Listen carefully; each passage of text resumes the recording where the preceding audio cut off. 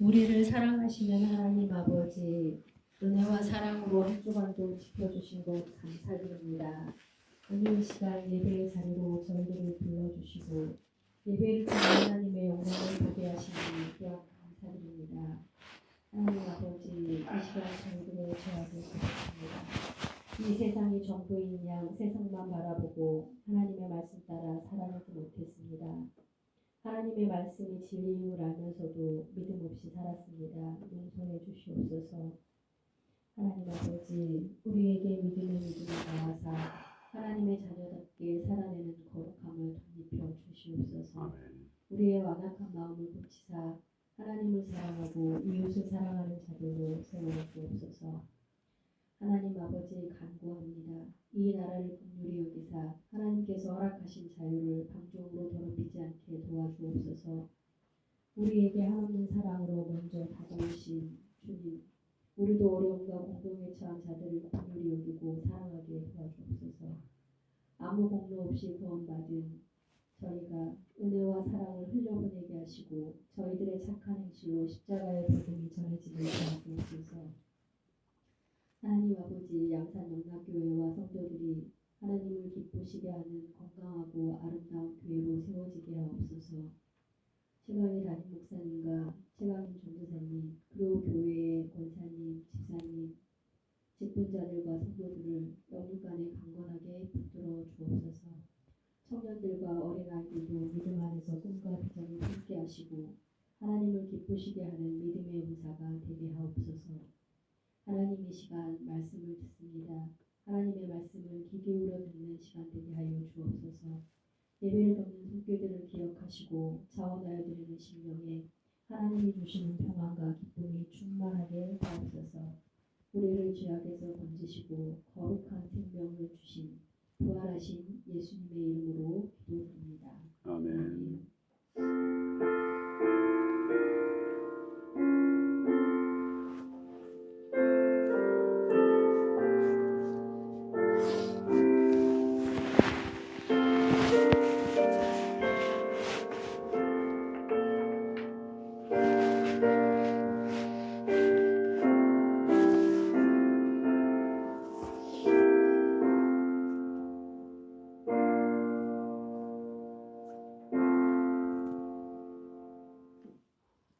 오늘 하나님께서 우리에게 주신 말씀은 누가복음 24장 13절에서 35절 말씀입니다.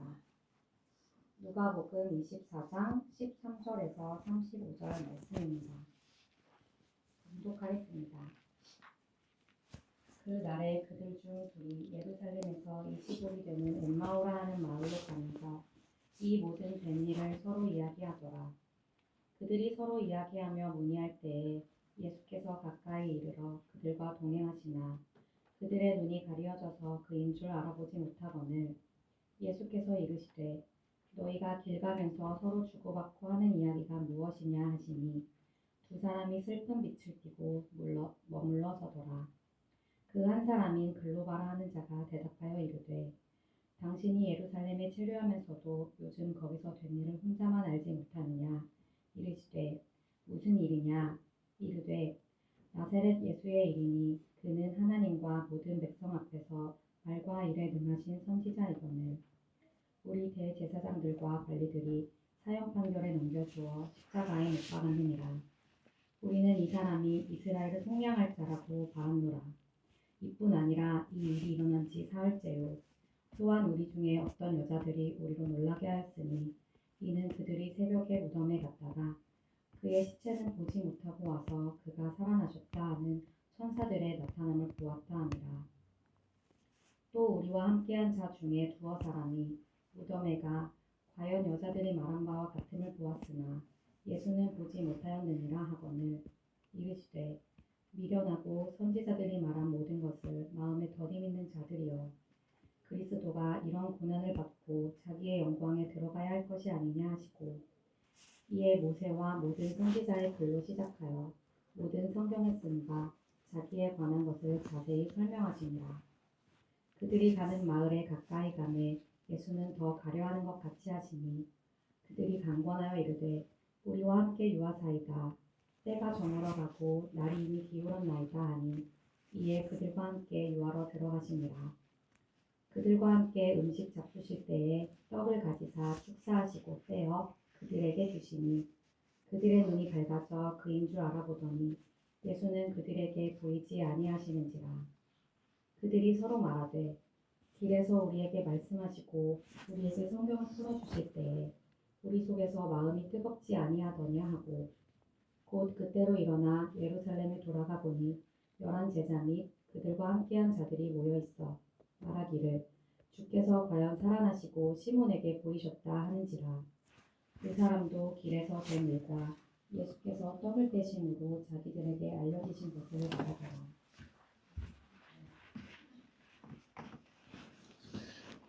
네, 오늘 이 시간 주님 앞에 먼저 찬양 올려드리겠습니다.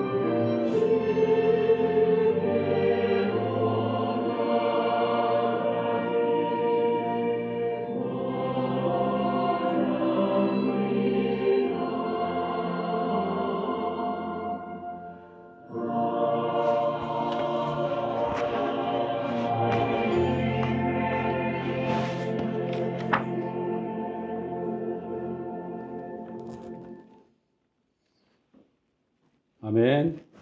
네. 요즘에는 제가 이렇게 교회 오는 게 너무 행복합니다. 오는 길 가운데 너무 행복한 이유 중에 하나는 전도를 이렇게 시작하려고 하니까 모든 그 걸어가는 길 가운데 다 예수님을 전해야 될 사람들로 보이기 시작하니까 너무 행복한 거예요. 오늘도 제가 차를 타고 오지 않냐고 휠을 타고 왔습니다. 휠을 타고 오면서 보이지 않던 것이 보이더라고요. 밤에만 제가 휠을 타고 왔는데 낮에 아침에 아침나들에 오니까 안 보이던 사람들이 보였어요. 차 타고 올 때는 전혀 보이지 않던 사람들이 휠을 타고 오는 과정 가운데 사람들이 보게 됐어요. 그래서 만나는 사람마다 인사를 했습니다. 안녕하세요 라고 인사하니까 또 반갑게 받아주더라고요. 그래서 전도지도 이렇게 전해주면서 이 교회까지 오게 되었습니다.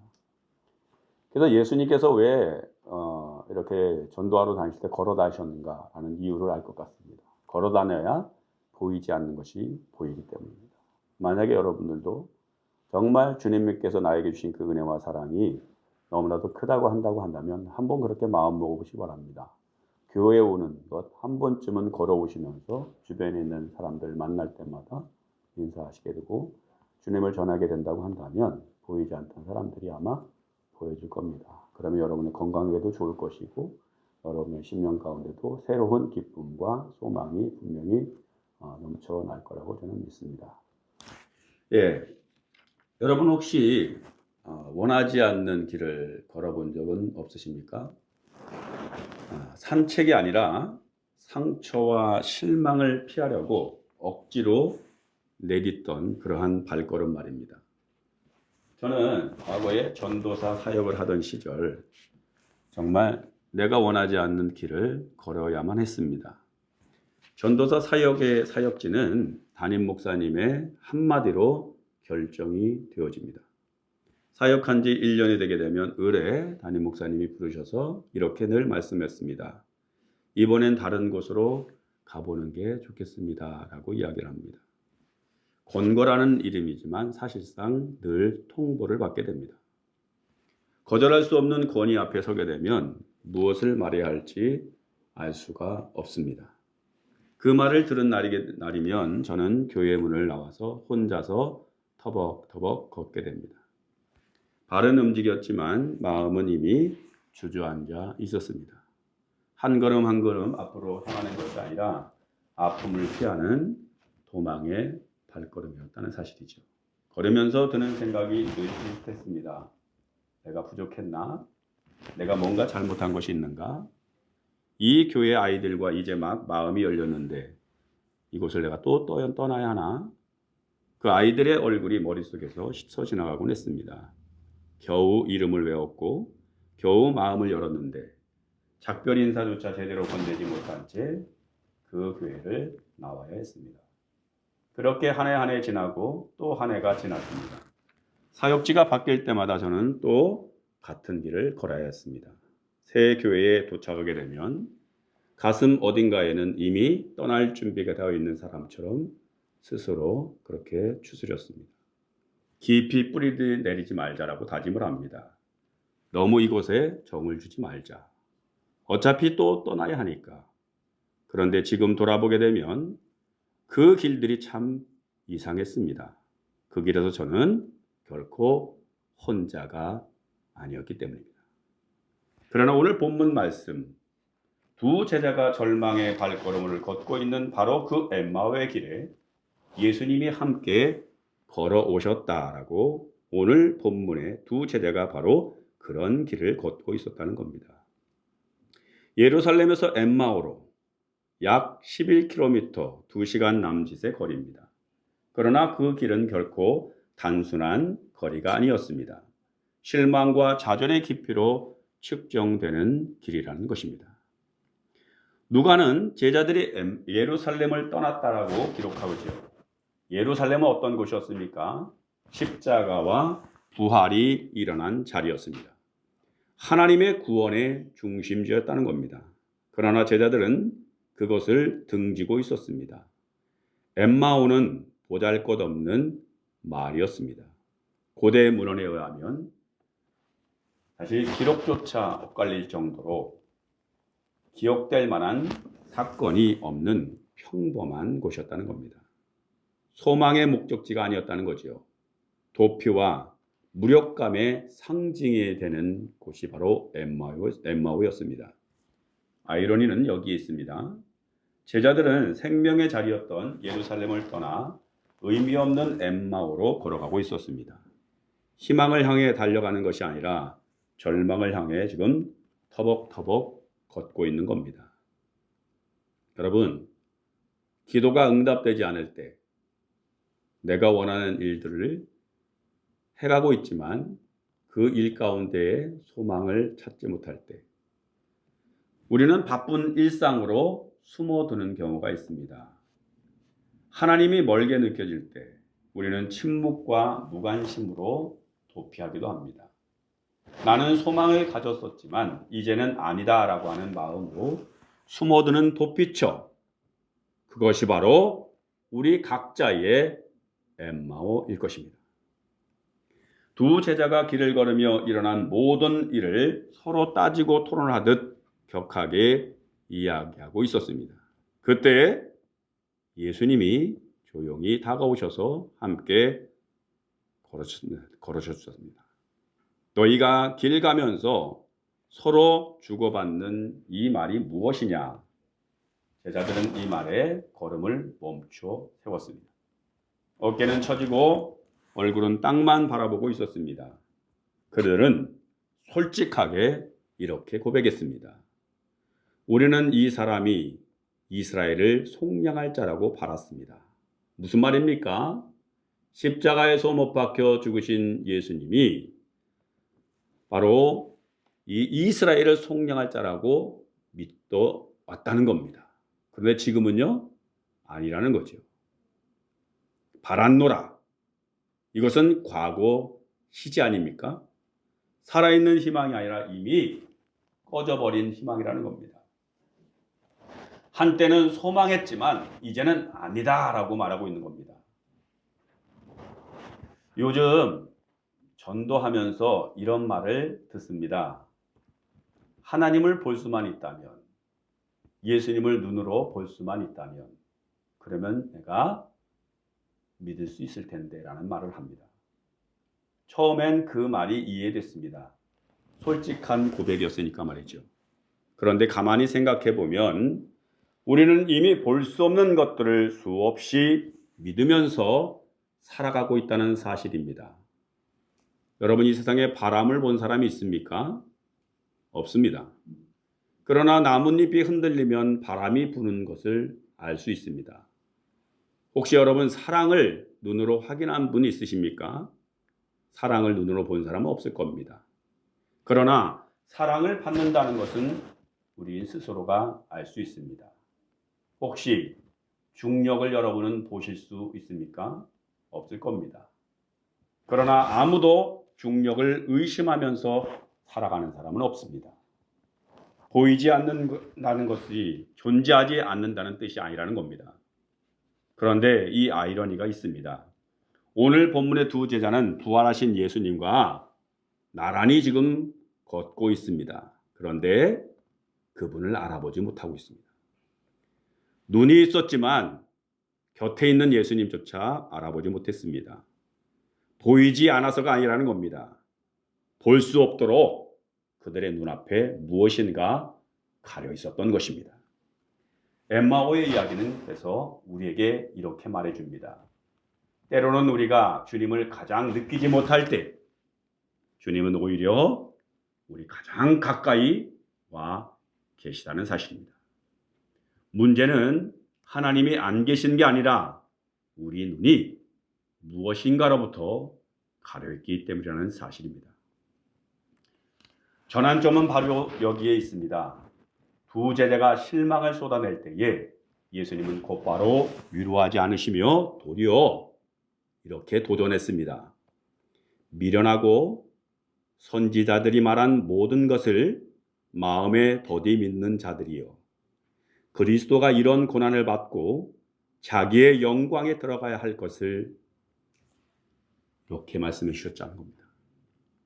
예수님은 이야기를 새롭게 해석해 주십니다.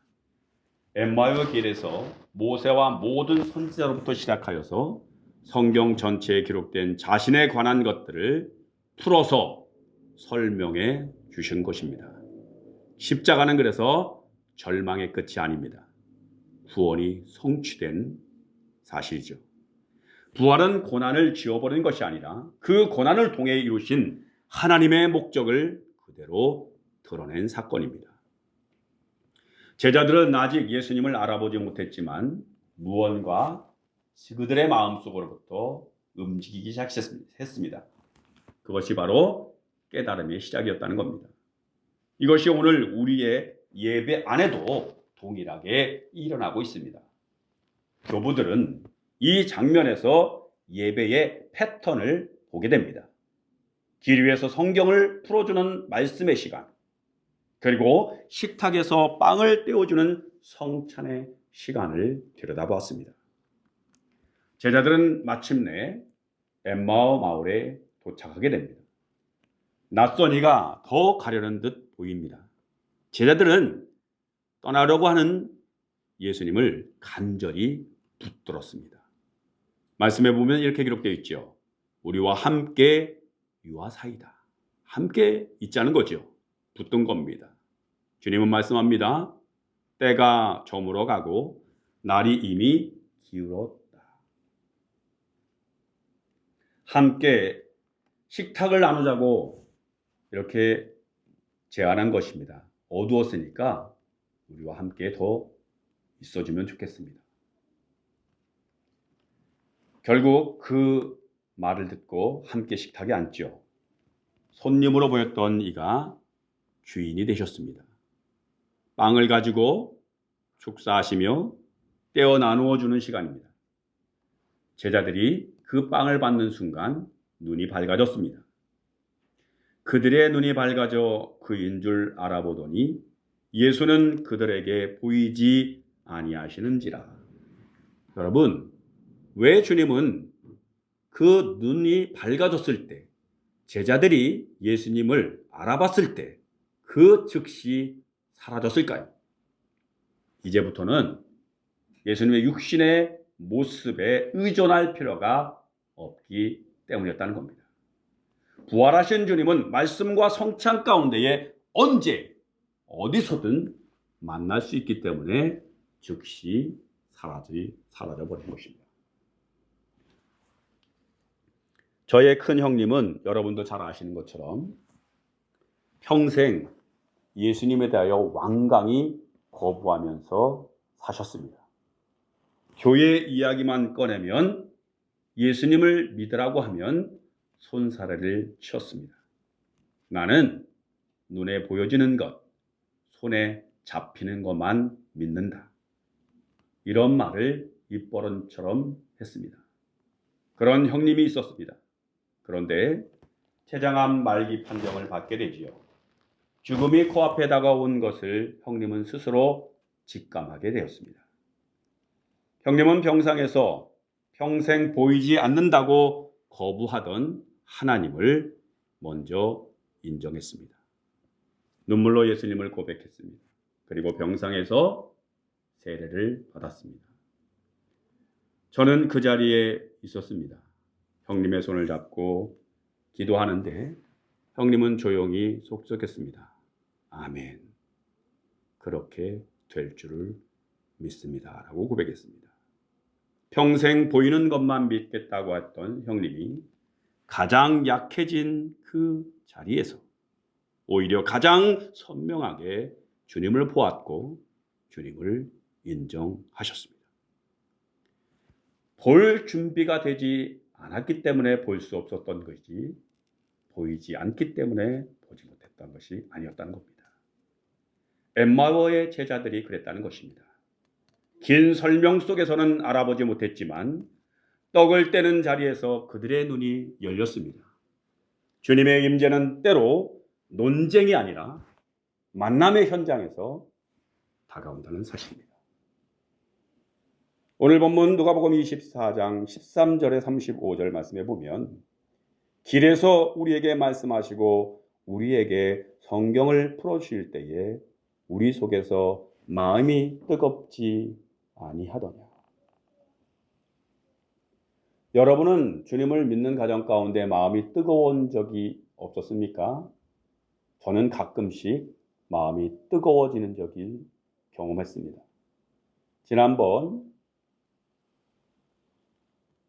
우모하 전도단 예배를 드리고 있는데 리더 목사님께서 저에게 물으셨습니다. 최 목사님은 가장 좋아하는 찬양이 뭐예요? 라고 물었을 때 제가 가장 좋아했던 찬양은 오늘 최강림 전사님이 마지막에 불렀던 속죄하신 구세주를 내가 주를 찬양합니다. 그 찬양을 제가 제일 좋아합니다. 라고 했더니 그럼 우리 한번 같이 불러볼까요? 제가 1절도 채 부르기 전에 가슴에서 뭔가 뭉클어 올라오기 시작하는데 도저히 부를 수가 없었습니다. 곡이 다 끝날 때까지 저는 하나님께서, 예수님께서 먼저 찾아오셔서 저에게 손을 내밀어 주시고 보이지 않던 주님을 보여주시는 그 은혜가 얼마나 큰지 올라오는 바람에 흐느끼며 꺼이꺼이 울면서 그 찬양이 불려지기까지 저는 한 구절도 같이 찬양할 수가 없었습니다. 그런데 이 찬양 가운데에 하나님께서 나를 얼마나 사랑하고 예수님께서 나를 얼마나 사랑해 주셨는지 그 은혜를 깨닫게 되니까 얼마나 고맙고 얼마나 주님이 사랑스러운지 그 감격을 이루 말할 수가 없었습니다. 오늘 엠마오 걸어가던 두 제자의 마음 가운데 마음이 뜨겁지 아니하더냐. 엠마오의 제자들이 예루살렘에 돌아왔을 때 이미 다른 제자들이 외치고 있었습니다. 주께서 과연 살아나시고 시몬에게 보이셨다. 각기 다른 길에서 경험한 부활의 이야기가 하나의 장엄한 소사지로 엮였습니다.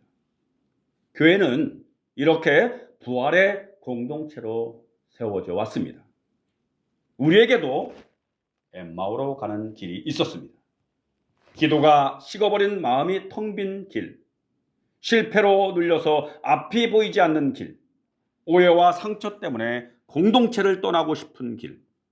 그러나 그 길 위에도 주님은 먼저 우리를 찾아와 주셨습니다.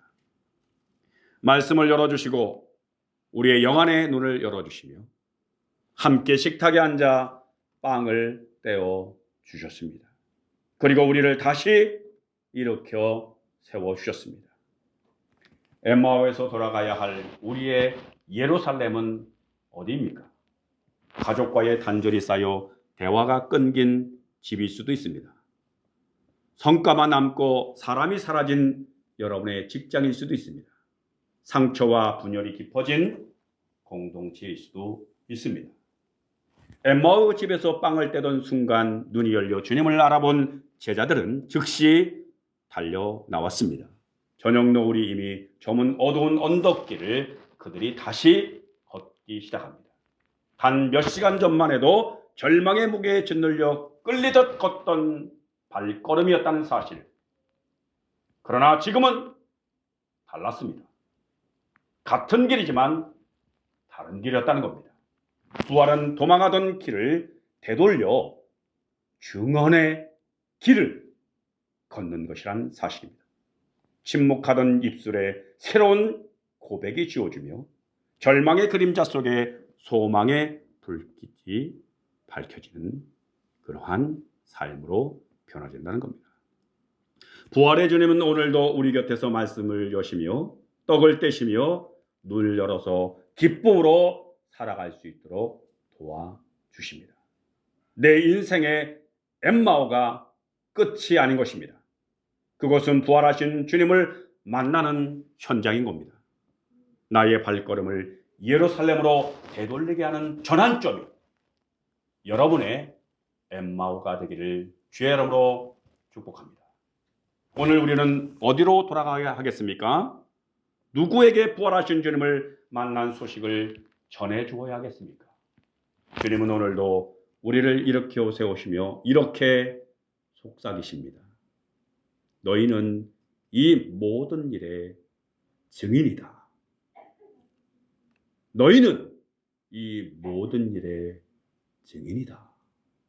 주님이 나를 위하여 이 낮고 낮은 땅 위에 오셔서 내가 해결하지 못한 모든 죄들을 어깨에 짊어지시고 십자가에서 죽으시며 내가 다 사했노라 말씀하시며 이것을 내가 믿느냐라고 물으셨을 때 우리는 예, 제가 주님을 믿습니다라고 고백한 사람들입니다. 그렇다고 한다면 여러분들이 그 주님을 믿는다고 한다면 만나지는 모든 사람들은 여러분에게 보여지는 모든 이웃들은 여러분처럼 동일하게 주님을 영접하고 주님의 자녀가 되어야 할 미래의 하나님의 사람들이라는 사실을 기억하시며 기회를 얻든지 못 얻든지 부활하신 주님을 증언하는 증언자로의 삶을 살아드리시기를 주님의 이름으로 축복합니다. 기도하겠습니다.